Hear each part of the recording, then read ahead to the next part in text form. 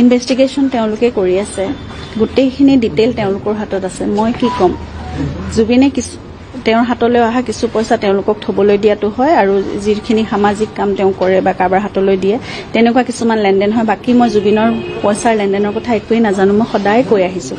গতিকে এইখিনি প্ৰশ্ন মোলৈ উত্থাপন হ'বই নালাগে। বাকী তদন্ত যি হৈ আছে, তেওঁলোকৰ হাতত গোটেইখিনি বেংক ষ্টেটমেণ্ট আছে, তেওঁলোকে গোটেই ডিটেইল পাইছে, তেওঁলোকে যি ডায়েৰী মেইনটেইন কৰে সেইখিনিও নিছে বুলি গম পাইছোঁ। গতিকে মোক এইখিনি প্ৰশ্ন কৰি লাভ নাই, আচলতে মই একো তথ্য দিব নোৱাৰিম। সকলোৱে কৈছে, আমি সকলোৱে বিচাৰিছোঁ ৰাজনীতিকৰণ নহওক, এইটো কোনো ৰাজনীতিকৰণ কৰা বিষয়ে নহয়।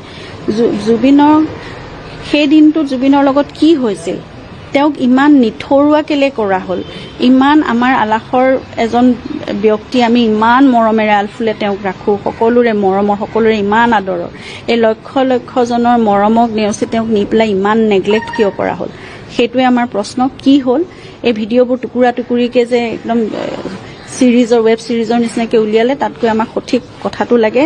সময়টোৰ লগতো মোৰ এতিয়া মানে সন্দেহ আছে। তেওঁলোকে যিখিনি কথা কৈছে সেইবোৰ কথাটো গোটেইখিনি এতিয়া মানে খেলি মেলি।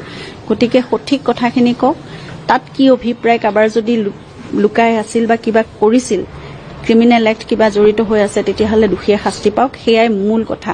একদম চিধা চিধি কথা এটা, আৰু সেই মানুহজনো ইমান সৰল আৰু চিধা মানুহ আছিল, তাত বেলেগ আৰু কথা কৈ থাকিবলগীয়া নাই। ইনভেষ্টিগেশ্যন চিষ্টেমটো খুব টাইট হওক, খুব ক্ষিপ্ৰতৰ হওক, আৰু কথাখিনি ওলাওক আচল কথা।